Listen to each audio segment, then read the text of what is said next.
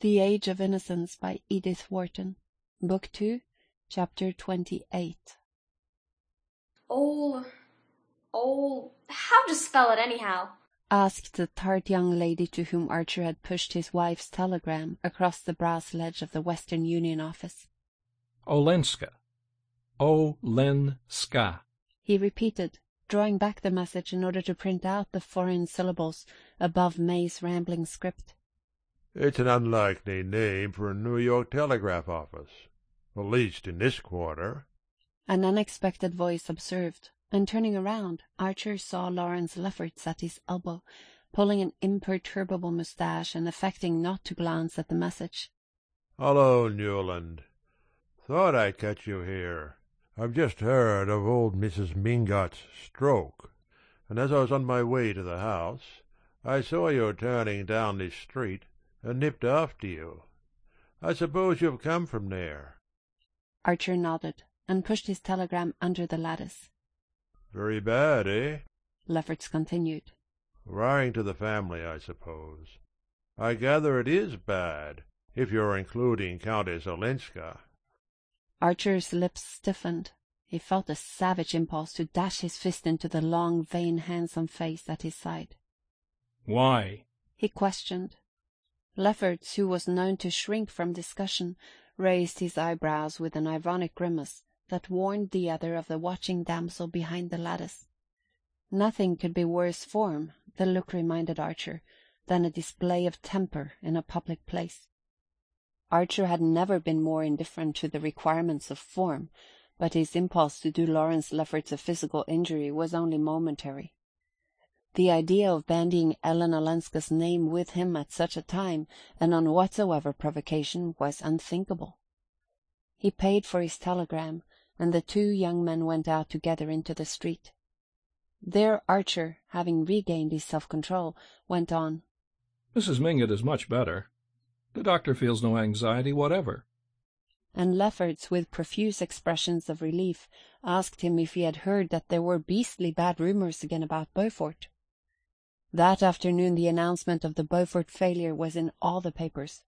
It overshadowed the report of Mrs. Manson Mingott's stroke, and only the few who had heard of the mysterious connection between the two events thought of ascribing old Catherine's illness to anything but the accumulation of flesh and years. The whole of New York was darkened by the tale of Beaufort's dishonour. There had never, as Mr. Letterblair said, been a worse case in his memory, nor, for that matter, in the memory of the far-off Letterblair who had given his name to the firm. The bank had continued to take in money for a whole day after its failure was inevitable, and as many of its clients belonged to one or another of the ruling clans, Beaufort's duplicity seemed doubly cynical. If Mrs. Beaufort had not taken the tone that such misfortunes, the word was her own, were the test of friendship, compassion for her might have tempered the general indignation against her husband. As it was, and especially after the object of her nocturnal visit to Mrs. Manson Mingott had become known, her cynicism was held to exceed his, and she had not the excuse, nor her detractors the satisfaction, of pleading that she was a foreigner. It was some comfort to those whose securities were not in jeopardy to be able to remind themselves that Beaufort was. But after all, if a Dallas of South Carolina took his view of the case, and glibly talked of his soon being on his feet again, the argument lost its edge, and there was nothing to do but to accept this awful evidence of the indissolubility of marriage.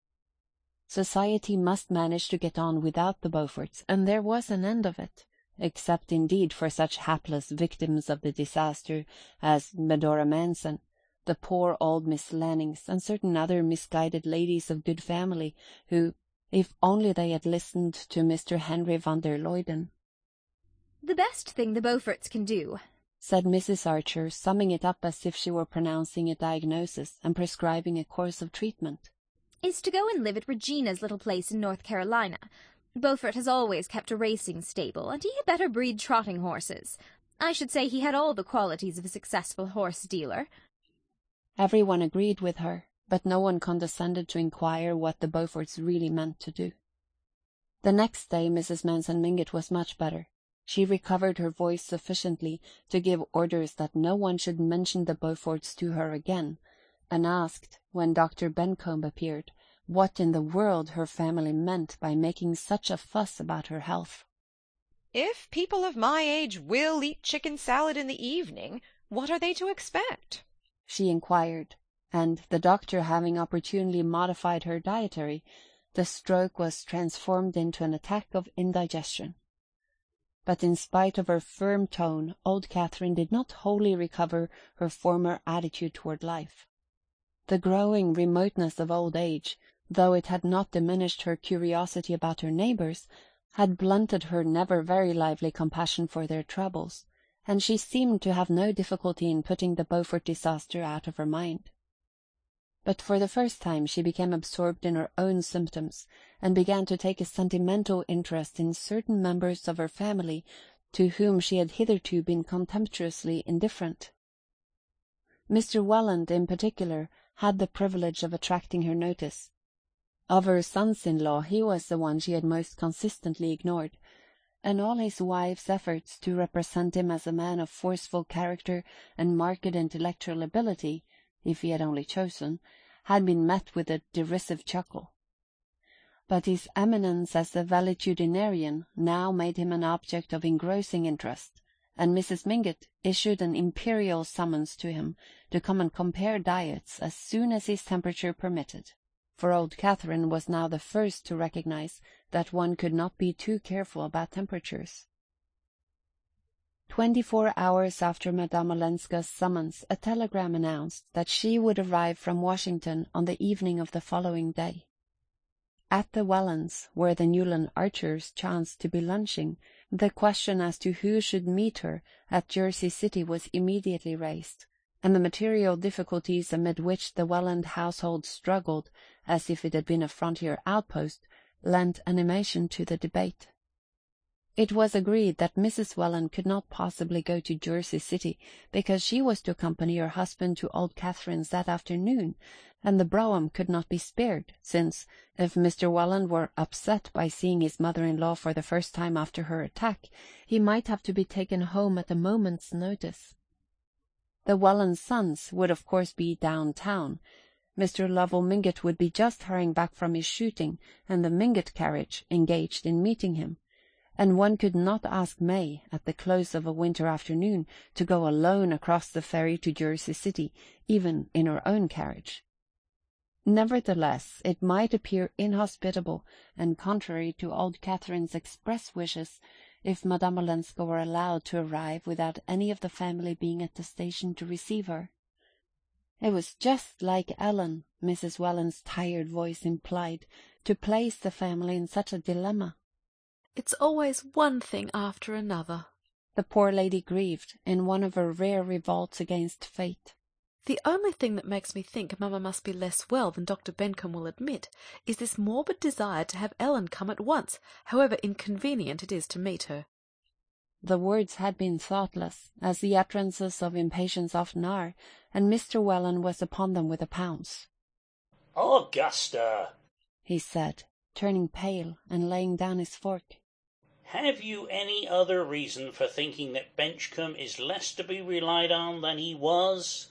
Have you noticed that he's been less conscientious than usual in following up my case, or your mother's?" It was Mrs. Welland's turn to grow pale, as the endless consequences of her blunder unrolled themselves before her, but she managed to laugh and take a second helping of scalloped oysters before she said, struggling back into her old armour of cheerfulness, "My dear, how could you imagine such a thing? I only meant that, after the decided stand Mamma took about its being Ellen's duty to go back to her husband, it seems strange that she should be seized with this sudden whim to see her, when there are half a dozen other grandchildren that she might have asked for. But we must never forget that Mamma, in spite of her wonderful vitality, is a very old woman." Mr. Welland's brow remained clouded, and it was evident that his perturbed imagination had fastened at once on this last remark. "Yes, your mother's a very old woman, and for all we know, Benchcombe may not be as successful with very old people. As you say, my dear, it's always one thing after another. and in another 10 or 15 years I suppose I shall have the pleasing duty of looking about for a new doctor.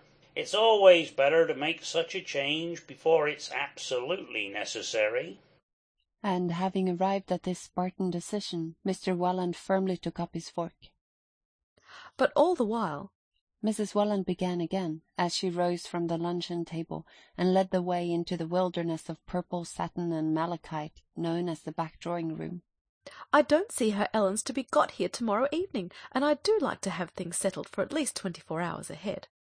Archer turned from the fascinated contemplation of a small painting representing 2 cardinals carousing in an octagonal ebony frame set with medallions of onyx. "Shall I fetch her?" he proposed. "I can easily get away from the office in time to meet the brougham at the ferry, if May will send it there."